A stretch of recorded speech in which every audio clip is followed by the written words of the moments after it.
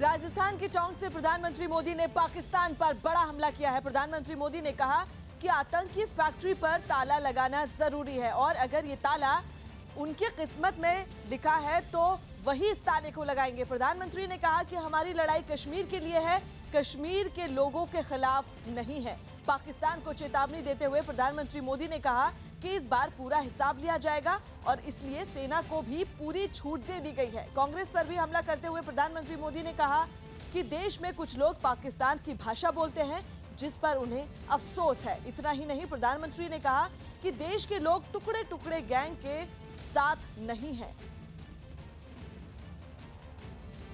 दुनिया के ज्यादातर देश, दुनिया की हर बड़ी संस्था आज पुलवामा में करवाए गए आतंकी हमले के खिलाफ एकजुट है, एक स्वर से बोल रही है। मुझे अपने वीर जवानों पर गर्व है जिन्होंने 100 घंटे के भीतर ही अपने साथियों पर हुए हमले के एक बड़े गुनहगार को वहां पहुंचा दिया जहां उसकी जगह थी। सीमा पार डटे सैनिकों पर, मोदी सरकार पर और मां भवानी के आशीर्वाद पर भरोसा रखिए। इस बार सबका हिसाब होगा, हिसाब पूरा होगा।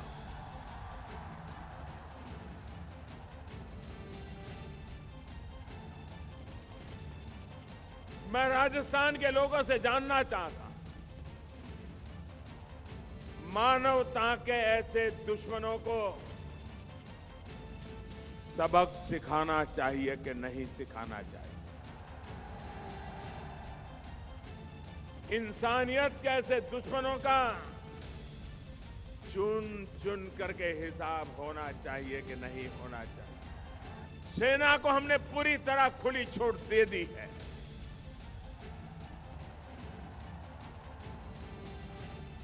और मैं देख रहा हूं कि इन दिनों सोशल मीडिया पर जैसे वीर रस की बाढ़ आई है, वीर रस की बाढ़ आई है। लेकिन भाइयों बहनों, हमारी लड़ाई आतंकवाद के खिलाफ है, मानवता के दुश्मनों के खिलाफ है। हमारी लड़ाई कश्मीर के लिए है, कश्मीर के खिलाफ नहीं है। कश्मीरियों के खिलाफ नहीं है। पिछले दिनों कहां क्या हुआ, घटना छोटी थी कि बड़ी थी, कश्मीरी बच्चों के साथ हिंदुस्तान के किसी कोने में क्या हुआ क्या नहीं हुआ, मुद्दा ये नहीं है। इस देश में ऐसा होना नहीं चाहिए। भाइयों बहनों, पाकिस्तान में नई सरकार बनी तो स्वाभाविक है जो नए प्रधानमंत्री बने थे, प्रोटोकॉल के तहत मैंने उनको फोन करके बधाई दी थी। पाकिस्तान के नए प्रधानमंत्री, क्रिकेटर के रूप में तो लोग उनको जानते हैं। और मैंने उनसे कहा था, बहुत लड़ लिया हिंदुस्तान पाकिस्तान ने, पाकिस्तान ने कुछ नहीं पाया। हर लड़ाई हमारे वीर जीत चुके हैं और यह सिलसिला आगे भी जारी रहेगा। और मैंने उनसे कहा था कि अब आप तो राजनीति में आए हो, खेल की दुनिया से आए हो, आओ भारत और पाकिस्तान मिलकर के हम गरीबी के खिलाफ लड़े, अशिक्षा के खिलाफ लड़े, अश्रद्धा के खिलाफ लड़े। ये बात मैंने उनको उस दिन कही और उन्होंने मुझे एक बार और भी बताई थी कि मोदी जी, मैं पठान का बच्चा हूं, मैं सच्चा बोलता हूं, सच्चा करता हूं। आज पाकिस्तान के प्रधानमंत्री की इन शब्दों को कसौटी पर कसने की जरूरत है। मैं देखता हूं वो अपने शब्दों पर खड़े उतरते हैं कि नहीं उतरते। भाई और बहनों, आज प्रत्येक हिंदुस्तानी देश की सेना के साथ है, देश की भावनाओं के साथ है, लेकिन मुझे मुट्ठी भर उन लोगों पर अफसोस होता है जो भारत में रहते हुए पाकिस्तान की भाषा बोल रहे हैं। भाइयों बहनों, ये वही लोग हैं जो पाकिस्तान जाकर कहते हैं कुछ भी करो लेकिन मोदी को हटाओ। ये वही लोग हैं जो मुंबई हमले के बाद आतंक के सरपरस्तों को जवाब देने की हिम्मत नहीं दिखा पाए थे। ऐसे लोग न देश के जवान के हैं और न ही देश के किसान। न्यूयॉर्क में बड़ी तादाद में भारतीय लोगों ने पाकिस्तानी कॉन्सुलेट के सामने प्रदर्शन किया। ये लोग पुलवामा में हुए फिदायीन हमले के विरोध में वहां जमा हुए थे और पाकिस्तान के खिलाफ जमकर नारेबाजी की।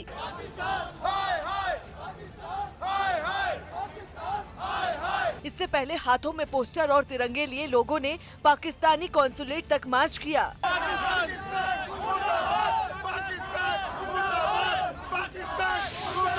इसके बाद कॉन्सुलेट के सामने जमा हुए लोगों ने जमकर नारेबाजी की और पाकिस्तान को ग्लोबल आतंकी घोषित किए जाने की मांग की। ये लोग वहां बैनर और पोस्टर लेकर पहुंचे थे और लोगों ने पाकिस्तानी कॉन्सुलेट की तरफ पोस्टर दिखाकर पुलवामा हमले के खिलाफ अपना गुस्सा जाहिर किया। दिल्ली में प्रदूषण कम करने के लिए केंद्र और दिल्ली सरकार ने कई कदम उठाने का दावा किया, लेकिन पर्यावरण की निगरानी करने वाली संस्था सीएससी यानी centre for science and environment ने अपने ताजा सर्वे में सरकारी दावों की पोल खोलकर रख दी। सीएससी की रिपोर्ट के मुताबिक दिल्ली एनसीआर में मौजूद थर्मल पावर प्लांट अब भी बड़े पैमाने पर प्रदूषण फैला रहे हैं। सीएससी के मुताबिक दिल्ली एनसीआर में चल रहे थर्मल पावर प्लांट में हर रोज प्रदूषण फैलाने वाले 57 टन पार्टिकुलेट मैटर निकलकर हवा में घुल रहे हैं। यही नहीं, इन थर्मल प्लांट से करीब 686 टन सल्फर डाइऑक्साइड और 304 टन नाइट्रोजन ऑक्साइड जैसी गैसें रोजाना हवा में घुल रही हैं। सीएससी के मुताबिक thermal power plant supreme court के निर्देश के बाद भी प्रदूषण कम करने के लिए तय नियमों का पालन नहीं कर रहे हैं, जबकि केंद्र सरकार ने 2015 में ही इन नियमों को लागू कर दिया था। सीएससी का दावा है कि नियमों को कड़ाई से लागू नहीं कराने की वजह से ही दिल्ली की हवा जहरीली होती जा रही है। यूपी के सहारनपुर के देवबंद से गिरफ्तार जैश-ए-मोहम्मद के 2 आतंकियों की कोर्ट में पेशी के दौरान लोगों ने हंगामा कर दिया। यूपी एटीएस ने 2 दिन पहले इन आतंकियों को गिरफ्तार किया था, जिसके बाद एटीएस दोनों आतंकियों को लेकर लखनऊ की स्पेशल सीजीएम कोर्ट में पेशी के लिए पहुंची, जहां लोगों ने पुलिस की गाड़ी को घेर लिया और हंगामा शुरू कर दिया। कुछ देर बाद एटीएस के कुछ अधिकारियों ने गाड़ी से नीचे उतरकर लोगों को शांत कराने की कोशिश की, लेकिन लोगों का गुस्सा शांत होने की बजाय और भड़क गया। इस दौरान कुछ वकील भी वहां पहुंच गए और उन्होंने भी आतंकियों का विरोध शुरू कर दिया। वकील दोनों आतंकियों को गाड़ी से नीचे उतारने की मांग करने लगे।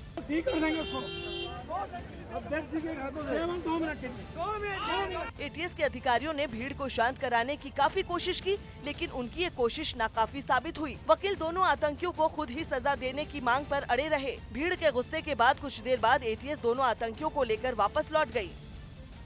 सूत्रों से मिली खबर के मुताबिक कश्मीर में अतिरिक्त सुरक्षा बल की तैनाती और इंतजामों से पाकिस्तान घबरा गया है। सीमा के हालात पर नजर रखने के लिए पाकिस्तानी विदेश विभाग ने एक स्पेशल सेल बनाई है, जो हफ्ते के 7 दिन बिना रुके, बिना किसी ब्रेक के बॉर्डर के हालात पर अपडेट देती रहेगी। जम्मू कश्मीर के पुलवामा में पाकिस्तान आतंकी संगठन जैश-ए-मोहम्मद के आत्मघाती हमले में सीआरपीएफ के 40 जवान शहीद हो गए थे, जिनके बाद दोनों के बीच बढ़ते तनाव को देखते हुए पाकिस्तान ने क्राइसिस मैनेजमेंट सेल बनाया है।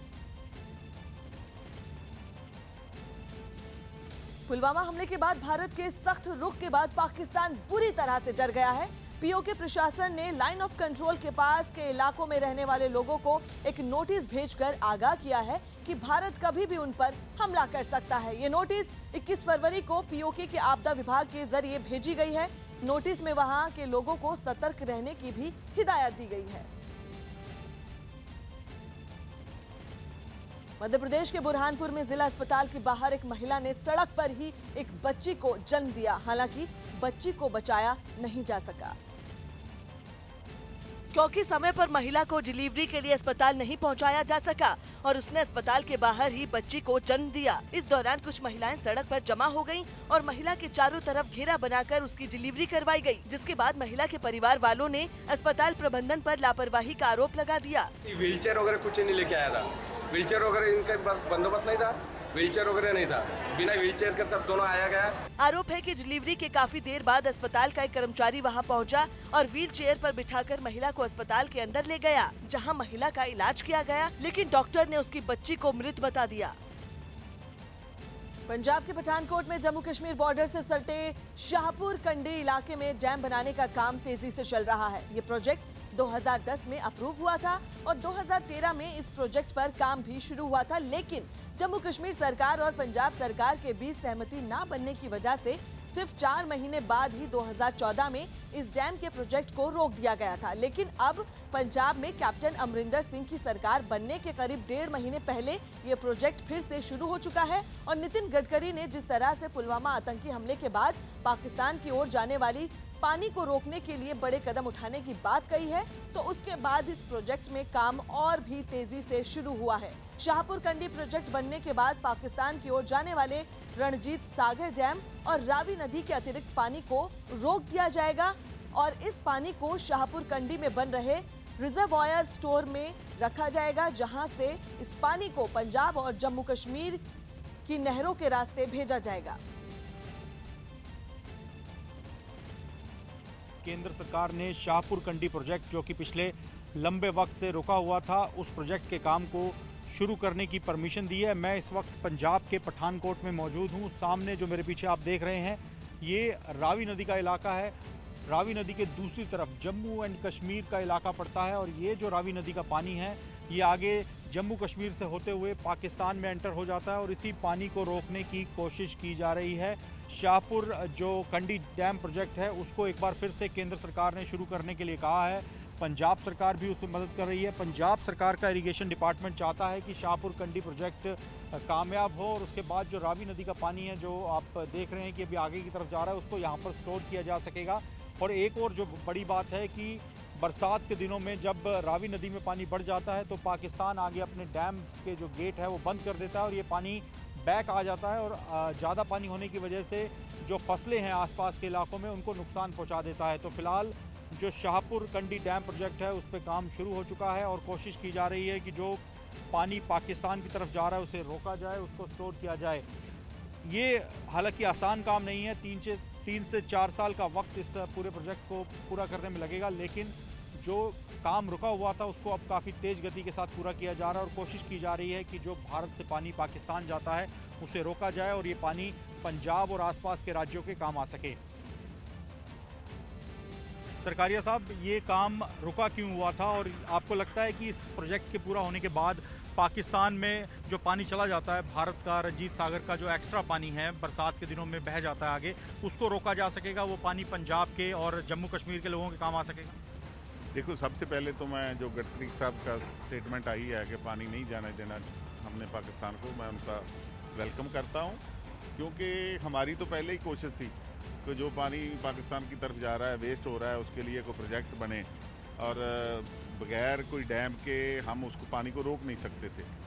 तो ये प्रोजेक्ट बहुत पुराना 2010 में पास हुआ है शाहपुर कंडी डैम का, मगर 2013 में शुरू हुआ और 14 में बंद हो गया, क्योंकि J&K का इसके साथ संबंध है और उनके साथ कुछ डिस्प्यूट चल रहे थे कि हमारी सरकार की तरफ से या उनकी सरकार की तरफ से, इसलिए वो काम बंद हो गया।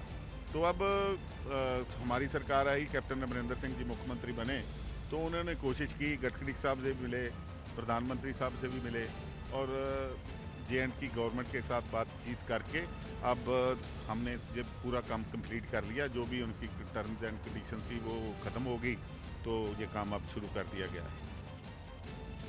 जम्मू कश्मीर के राजौरी में सरहद से लगे इलाकों में बंकर बनाए जाने का काम तेज कर दिया गया है। बताया गया कि ये बंकर वहां के लोगों को सीमा पार से होने वाली गोलीबारी से बचाने के लिए बनाए गए, जिनका जायजा लेने के लिए राजौरी के डिप्टी कमिश्नर और एसएसपी सीमा से लगे इलाकों में पहुंचे और वहां बनाए जा रहे बंकरों का काम देखा। बताया गया कि पाकिस्तान की तरफ से अक्सर होने वाले सीज फायर वायलेशन से बचने के लिए वहां तेजी से बंकर बनाए जाने के निर्देश दिए गए हैं। जब भी सीज फायर वायलेशन होगा तो माइग्रेट नहीं करना पड़ेगा, बल्कि इन लोगों को यहीं अपने घर में ही एक सेफ हाउस, एक सेफ शेल्टर प्रोवाइड किया जाएगा। अधिकारियों ने लोगों की समस्याओं को सुना और प्रशासन से उनके साथ होने का भरोसा दिया।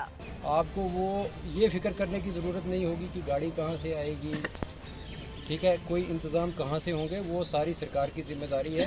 सीमा से सटे इलाकों में पाकिस्तान की तरफ से होने वाली फायरिंग की वजह से कई बार लोगों को हटाकर दूसरी जगहों पर ले जाना पड़ता है, जिसकी वजह से उनकी रोजाना की जिंदगी बुरी तरह प्रभावित होती है। बॉर्डर की दिक्कत तो है ये भाई, रात और दिन हमारे यहाँ पर कितने लोग जो हैं वो शेलिंग की वजह से आंखों से अंधे हो चुके हैं और कई लोग जो है जान से चले गए हैं। वहीं इमरजेंसी में लोगों की मदद के लिए जरूरी सुविधाओं से लैस एम्बुलेंस भी दी गई है।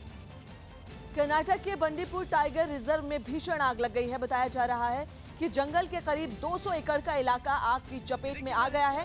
सुरक्षा को देखते हुए वन विभाग ने बंदीपुर टाइगर रिजर्व और हिमवत गोपाल स्वामी बेटा वन के चेकपोस्ट को बंद कर दिया है। चेकपोस्ट बंद करने की वजह से सैकड़ों श्रद्धालु और सैलानी फंस गए हैं। बताया जा रहा है कि पहले जंगल के एक छोटे से हिस्से में आग लगी, लेकिन तेज हवाओं की वजह से आग तेजी से फैलती गई और देखते ही देखते इसने जंगल के एक बड़े हिस्से को अपनी चपेट में ले लिया। वन विभाग के मुताबिक जंगल में लगी आग से जानवरों को भी खतरा पैदा हो गया है। स्विट्जरलैंड के सेंट मोरिट्ज में बर्फ से बने रेसिंग ट्रैक पर ग्रैंड नेशनल टोबोगन रेस कराई गई। ये रेसिंग ट्रैक दुनिया का एकमात्र कुदरती रेसिंग ट्रैक है, जिस पर ग्रैंड नेशनल टोबोगन रेस में हिस्सा लेने वाले खिलाड़ी बिना पहियों वाले बोर्ड पर लेटकर नीचे की ओर सरकते हैं। रेस में शामिल खिलाड़ियों को ऊंचाई से 157 मीटर नीचे सरकते हुए पहुंचना होता है। खास बात यह कि इस रेसिंग ट्रैक में 10 जगहों पर कॉर्नर बने हुए हैं। तेज रफ्तार में नीचे आ रहे खिलाड़ियों को रेस के दौरान इन कॉर्नर से होते हुए बाहर निकलना होता है। इस साल की रेस में स्विट्जरलैंड के ही निको जुलिक को जीत मिली। वो रेस के दौरान शटलकॉक कॉर्नर से बाहर निकल गए, जिसकी वजह से उन्हें वहां के मशहूर शटलकॉक क्लब की सदस्यता और रेस की ट्रॉफी मिल गई। स्विट्जरलैंड के सेंट मोरिट्ज को इसी तरह के मजेदार खेलों के लिए जाना जाता है। वहाँ बर्फ पर पोलो और आइस हॉकी जैसे खेल खेले जाते हैं। हाल ही में रणवीर सिंह भी बर्फबारी के बीच वहाँ क्रिकेट खेलते नजर आए थे। उन्होंने ये मैच बर्फ के मैदान में बनी पिच पर खेला था।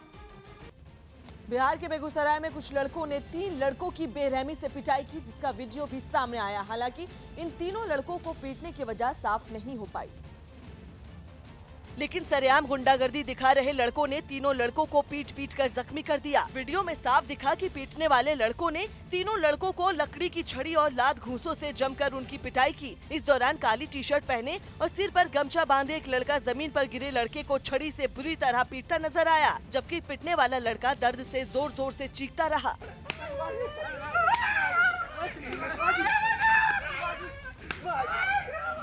पिट रहे लड़के ने हाथ जोड़कर उसे छोड़ने की गुहार भी लगाई, लेकिन उसे पीटने वाले लड़के का दिल नहीं पसीजा। इस बीच उसके एक साथी ने भी लड़के पर हाथ साफ कर दिया और वो भी उसे छड़ी से मारने लगा। कुछ ही देर में उनका एक और साथी वहां पहुंच गया और जमीन पर पड़े लड़के की लात और घूंसों से जमकर पिटाई की। इस दौरान आरोपी लड़कों ने नीली शर्ट पहने एक और दूसरे लड़के को घेरकर उसे जमीन पर घसीट दिया, जिसके बाद एक लड़के ने उसे कई थप्पड़ जड़े। इस बीच पिट रहे लड़के ने कई बार भागने की कोशिश भी की, लेकिन आरोपी लड़कों के चंगुल से भाग नहीं पाया। इसी तरह काली टी शर्ट पहने लड़के को भी लात घूंसों से जमकर पीटा गया।